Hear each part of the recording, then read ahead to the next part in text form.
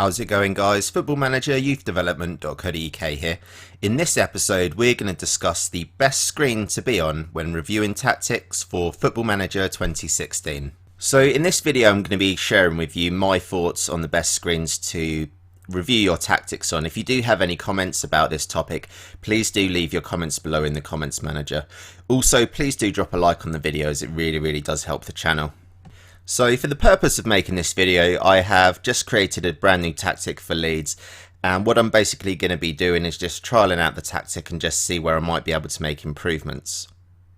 So when you're playing Football Manager, there's obviously a lot of different camera angles that you can use to check out your tactics and, kind of see how they're working and where they're not working. So personally, when I'm actually reviewing a tactic for the first time, I do like it to be on the 2D sort of match engine view. I do think that when you've got it in the 2D match engine view, you can kind of get a really good understanding of the shape of your team and how the players are moving around and things like this. So in comparison to today's game, I'm actually playing against Burnley. You can see that my team is actually quite narrow. I've actually done this on purpose because I'm trialing at the moment, trying to shut down wingers on both the left and right hand wings, just to make sure that we're basically not conceding too many goals from crosses.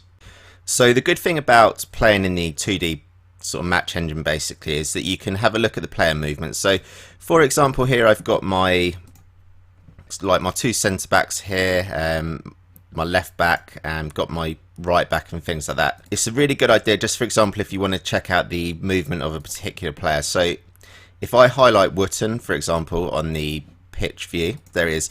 So Wootton is my defensive midfielder, or like my ball-winning midfielder. What I want to make sure that he is actually doing is, closing the opposition down and just making sure that he's in a good enough position to receive the ball. So I'm really happy with his kind of position here at the moment.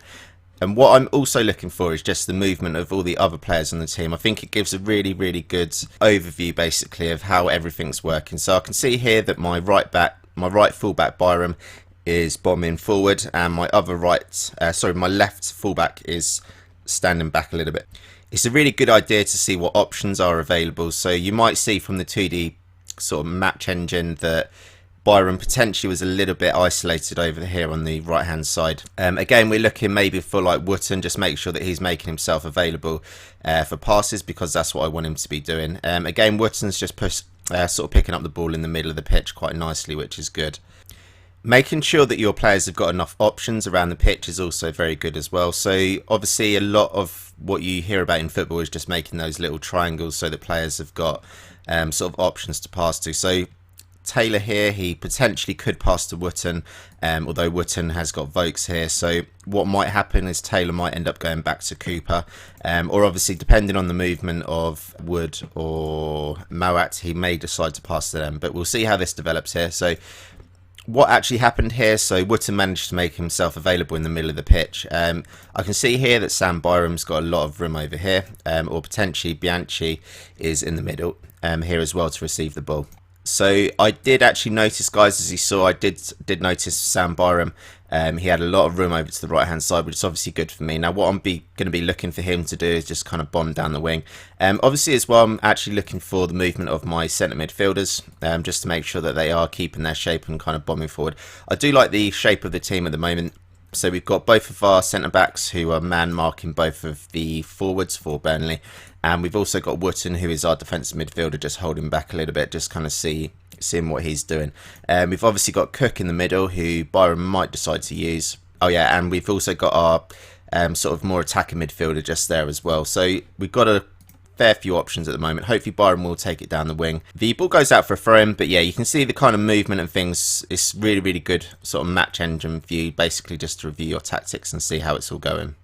So we've taken a real quick look at the sort of 2D match engine and how you can use that just to check on your player movement, how they're moving around the pitch, seeing if the players have got options and things like that. My favourite 3D match engine view is the Prozone camera angle. The reason I like this one, it basically stays in line with the ball here. So I'm just going to click play here. And so what we can see from this camera angle, it basically is quite a long, sort of like long view camera angle basically. So you can actually see like the movement of the players here. So I've got my left back who is going to hopefully be tackling Boyd here. And you can kind of, it's very similar to like the 2D match engine view, where it's quite easy to just check on the player movements and, you know, kind of see where you might need a little bit more cover. So at the moment I'm a little bit worried about this guy out here. You know, I do need to make sure that he's being picked up. So these are the type of things that you can check out when you're having a look at the games in this Prozone view. The good thing about the Prozone view as well, if you use your mouse wheel, you can actually like zoom in and out, just to get a little bit more of, you know, a little bit better view of the pitch and how things are going as well. So I'm going to call that the end of the episode here, guys. I hope this has helped you, and if you are developing tactics on Football Manager 2016, it's really important that you do watch the matches on the full highlights, just to make sure that you're getting a good understanding of exactly the player movements throughout the whole match. Like I said at the beginning of the episode, if you can please leave your comments below as to how you watch your matches on Football Manager 2016, that'd be really, really helpful. And of course, do hit the like button, subscribe to the channel, and we'll be back very, very soon for our next Football Manager videos. Thanks for watching.